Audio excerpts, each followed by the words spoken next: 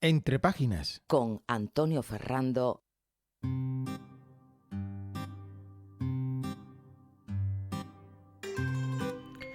Hola, lectores y lectoras. Bienvenidas y bienvenidos a este programa de Radio Puerto dedicado a los libros Entre páginas.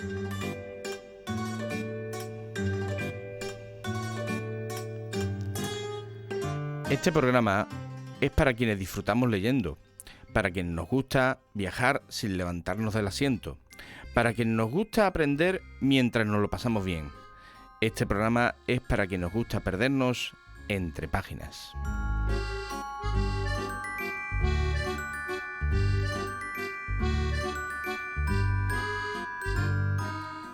Bueno, pues hoy tenemos el placer de tener con nosotros y poder conversar con él a Luis Rodríguez Guerrero, autor de esta novela, Pasión y Muerte, que edita Kaizen Editores.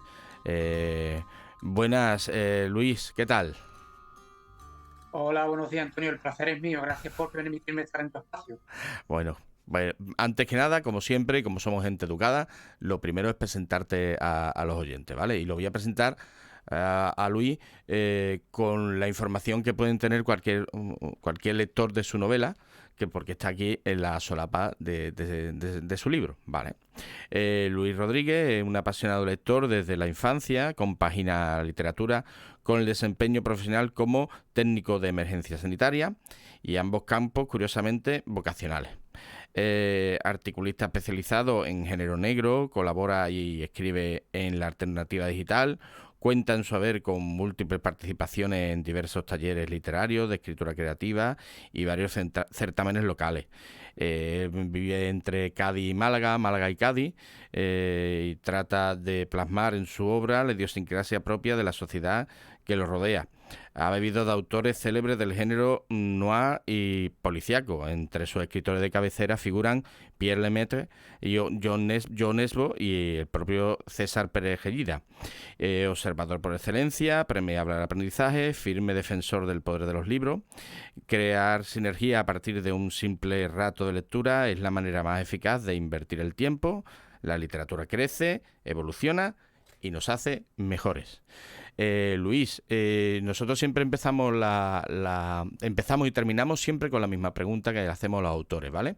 Y la primera pregunta siempre es la misma y es: ¿qué motivación te llevó a ti a coger la pluma, el ordenador, ya la máquina de escribir ya no, pero bueno, y ponerte a escribir?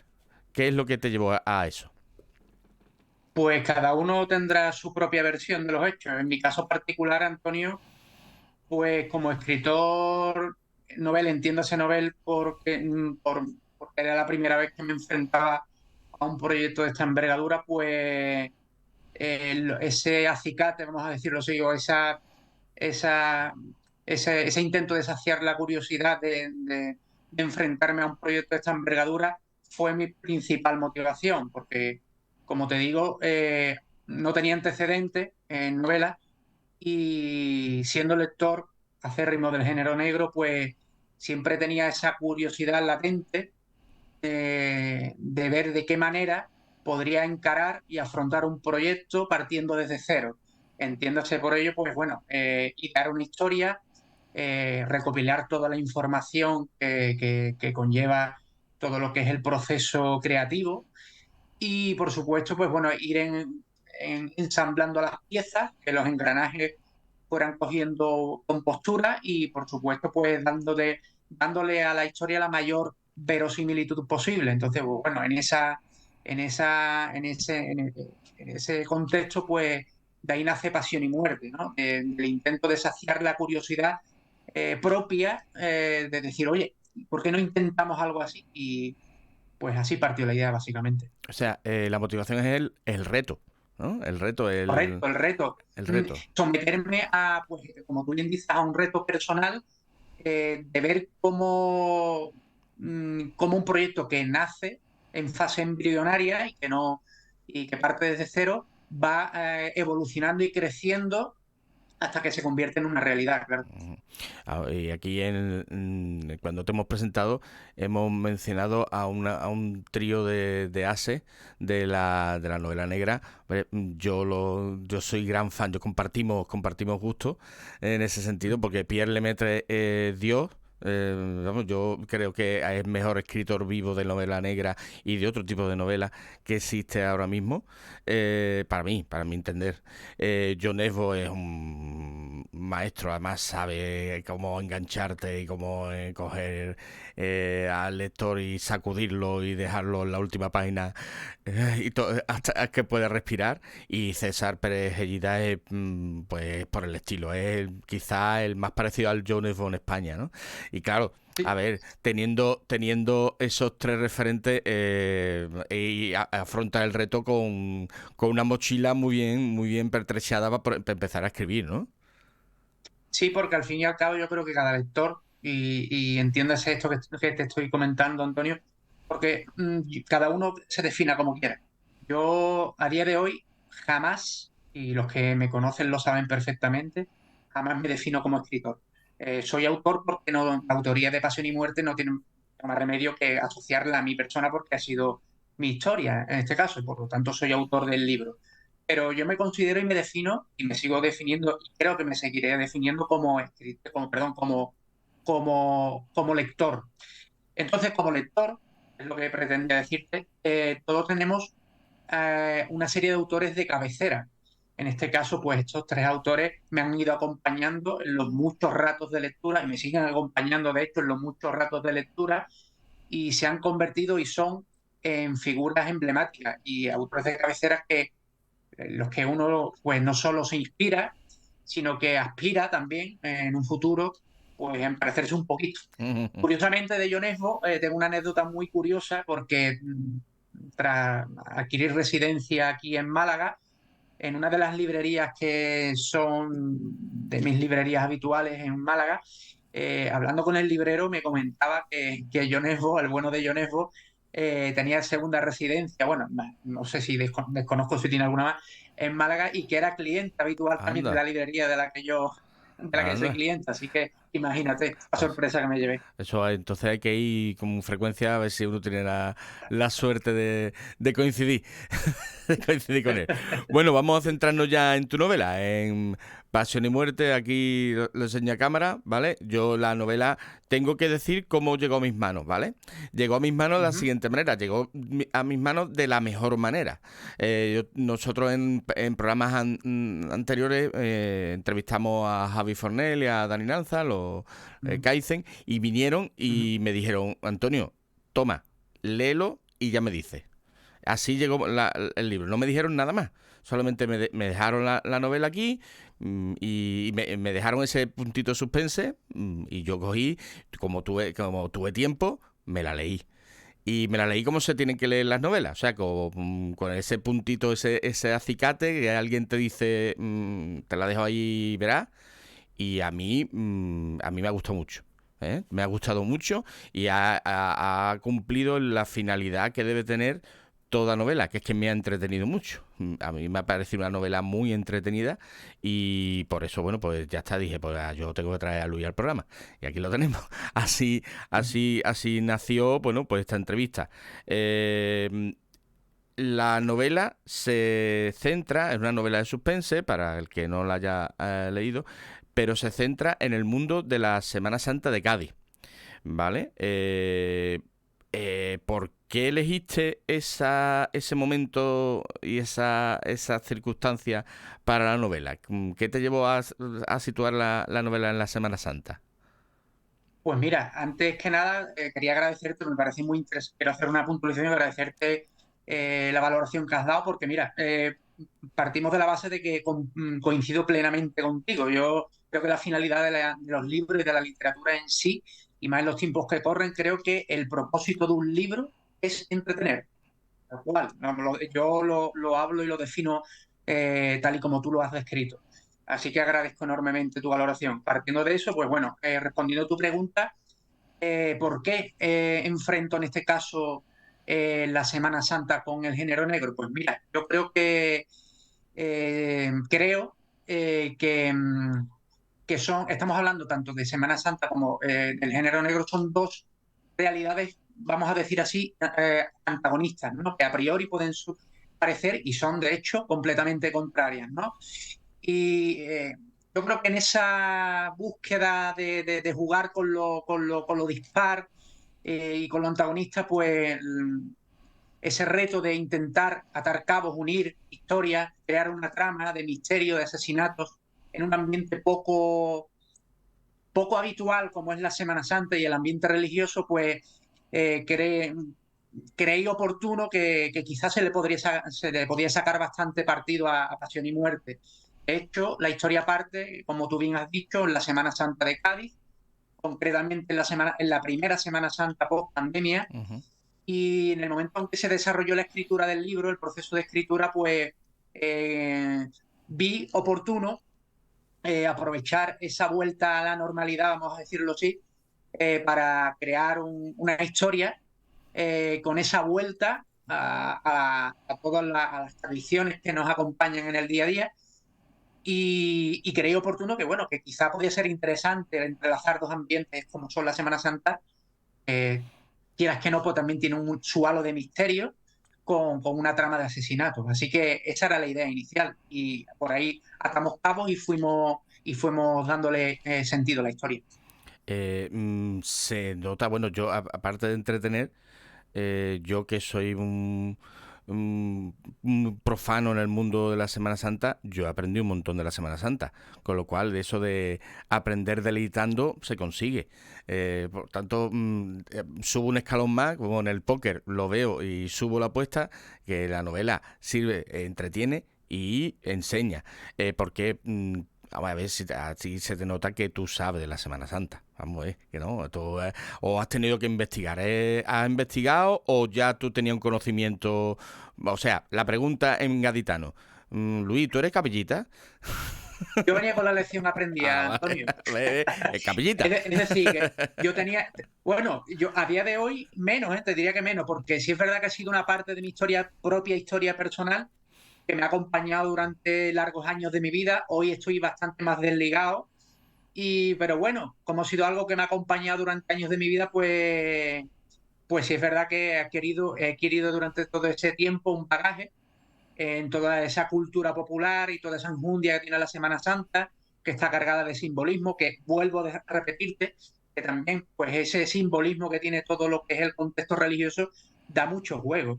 Entonces, para escribir eso también, crea que no, pues te ofrecen múltiples posibilidades.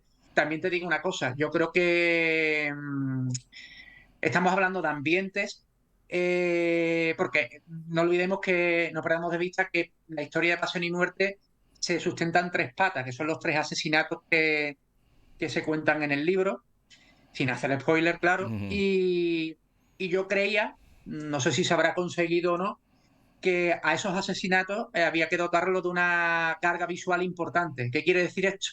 Pues que hoy en día en la sociedad en la que nos movemos y a la que pertenecemos y al fin y al cabo, pues le damos una importancia subliminal a todas las plataformas audiovisuales, a la importancia de las series de televisión, a las plataformas como Netflix, HBO, etcétera.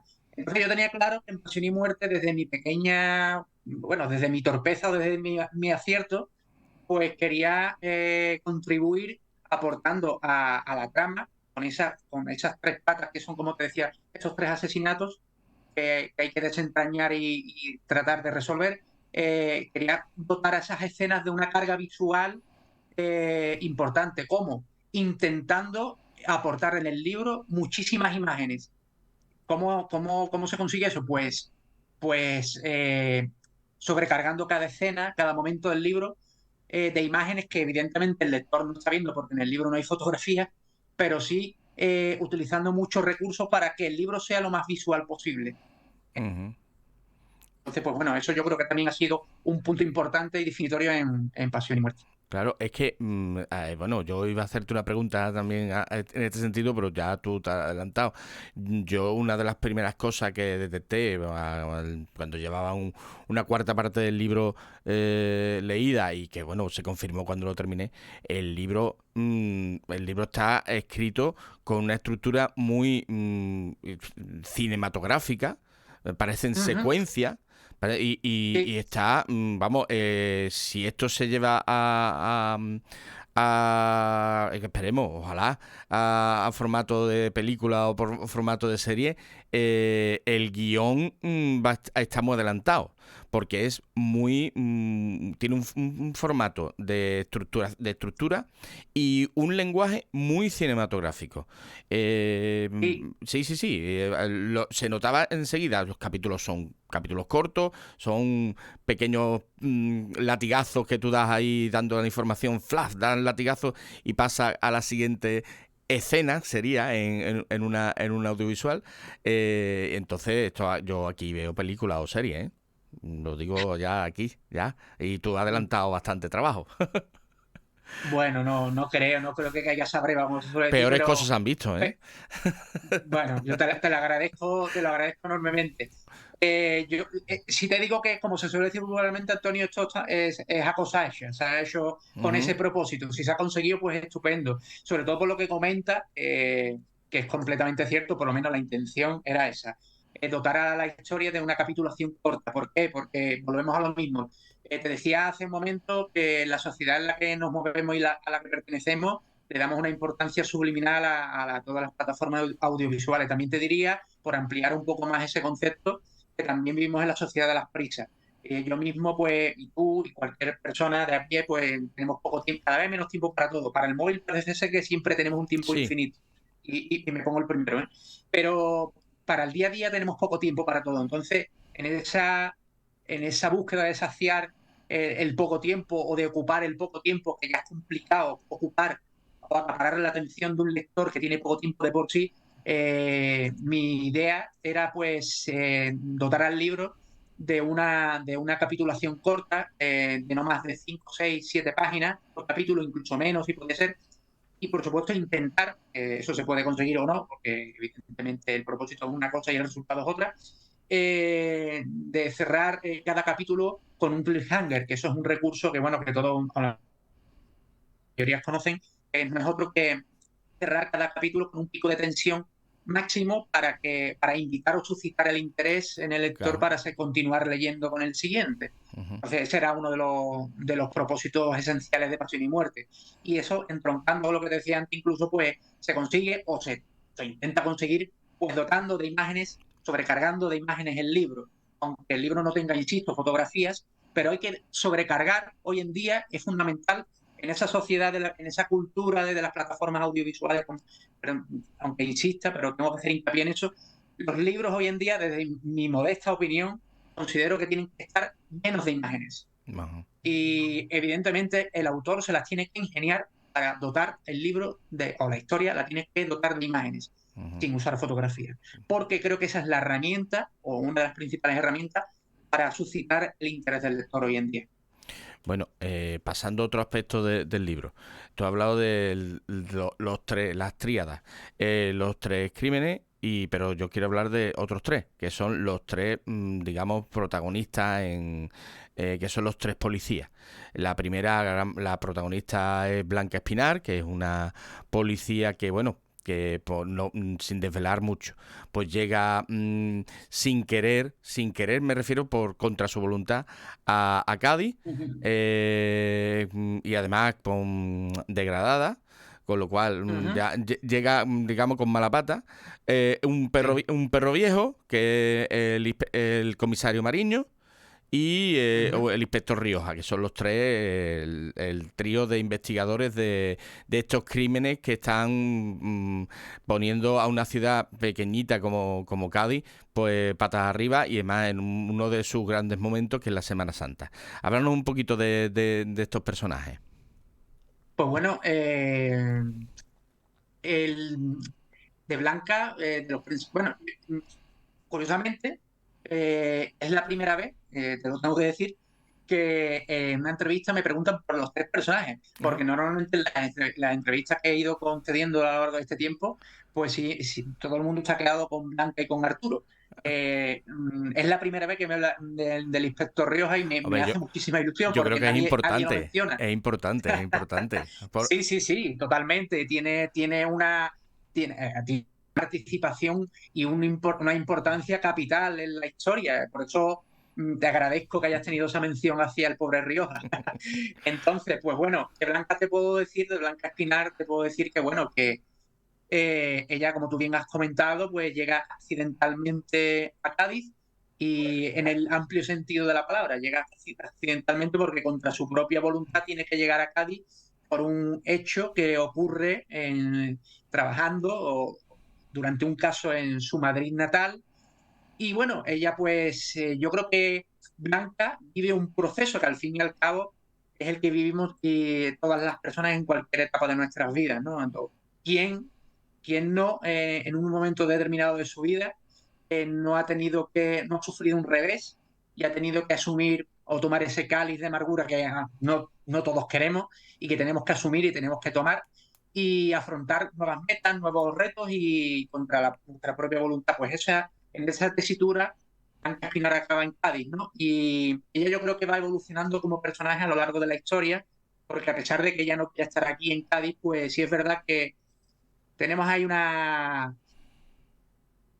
gaditana de adopción que yo creo que ella misma va redescubriendo que Cádiz pues tiene otras joyas, otros placeres que pueden, por supuesto, que pueden suplir y pueden igualar a una gran ciudad como lo es Madrid, ¿no?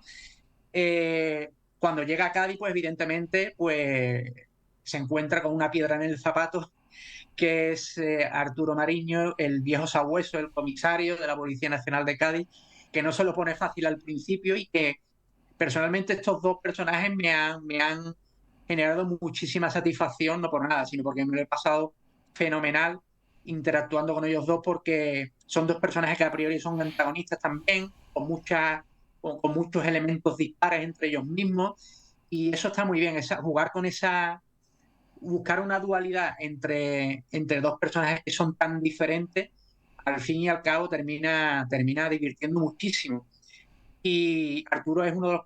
De hecho, hay muchísima gente, y no ha sido el propósito, créeme, que de los tres personajes, la mayoría de la gente se ha quedado con Arturo, que todo el mundo, la mayoría de ellos con el que más han empatizado, con más cariño, ha generado ha sido Arturo Mariño, cuando la personaje principal si será siempre Blanca Espinar. Ujú. Y bueno, el inspector Rioja yo lo defino en este caso como decirte, como el fiel escudero de Blanca Espinar durante la investigación, porque parece ser, y eso ya lo irá desentrañando el lector, eh, como toda investigación policial y que pone a toda una ciudad pequeña como lo es Cádiz, la pone patas arriba en jaque, pues parece ser que cuando todo va encaminado, pues empieza a hacer aguas todo, como suele pasar en este tipo de casos, y más en una ciudad pequeña, no acostumbrada a ambientes criminales, ¿no? Y en esa situación, en ese contexto, en ese cenit en el que parece todo perdido, pues sí es verdad que el inspector Rioja se convierte en el fiel escudero de Blanca Espinar y, como te decía antes, tiene una importancia capital porque ayuda a Blanca en un momento fundamental de la historia y bueno, y ya el propio lector irá sacando sus propias conclusiones para no hacer spoilers. Claro, claro. Es que sí, bueno, y ya hablando ya de la propia Blanca, es que hay que pasar un poquito de puntillas para no hacerle spoiler, ¿vale? Para dejarle al futuro lector con la miel en los labios para que lo lea. Y por eso he tenido mucho cuidado a la hora de hacerte esta pregunta que te voy a hacer para no desvelar nada. Ujú.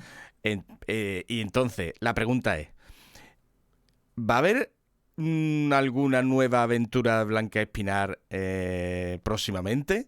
Y tú y yo sabemos por qué te lo pregunto. Y si el que la ha leído también.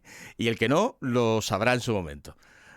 ¿Habrá Sí, nueva aventura? sí, sí, sí, sí, hay nueva aventura, indiscutiblemente la respuesta es rotunda, es un sí rotundo, no por nada, sino porque pues la historia, el que la lea verá que, bueno, que da pie a otras cosas Ujú.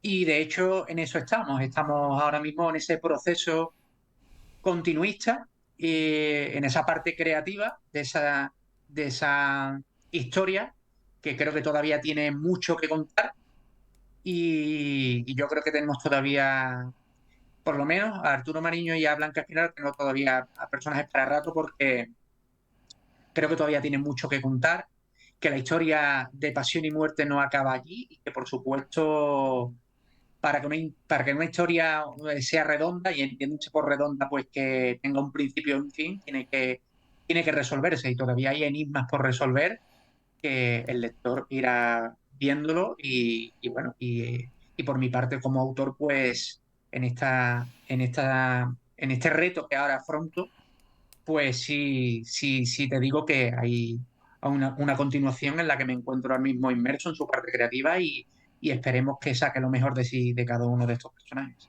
Estupendo. Bueno, a ver, yo seguiría hablando contigo mucho más tiempo, pero claro, el tiempo es limitado y más con la plataforma con la que estamos utilizando. Pero, eh, así que bueno, tengo que hacerte la que es siempre la última pregunta que le hacemos a los autores. ¿Vale? Y es que, bueno, puede ser, ¿vale?, que nos sorprenda, pero ya hemos visto tus referentes literarios y la última pregunta es siempre, Luis, recomiéndanos un libro. Haznos alguna recomendación a este que te habla y a los oyentes que nos escuchan, de parte de un autor de este calibre. Haznos una recomendación, por favor. Pues mira, te voy a decir tres, así a priori, porque tengo aquí la Estupendo. librería, he mirado aquí a mi izquierda, que tengo la estantería con los libros. Mira, ahora mismo te voy a hacer tres clasificaciones. Te voy a decir el que estoy leyendo ahora mismo, que por un lado me está gustando muchísimo, que es El corazón de los ahogados, de Daniel Fopiani. Me Ah, parece Daniel Fopiani. un libro fantástico, de un autor de la Tierra, un autor de la Tierra que escribe fenomenalmente bien. A todos creo que cometemos la osadía de escribir libros.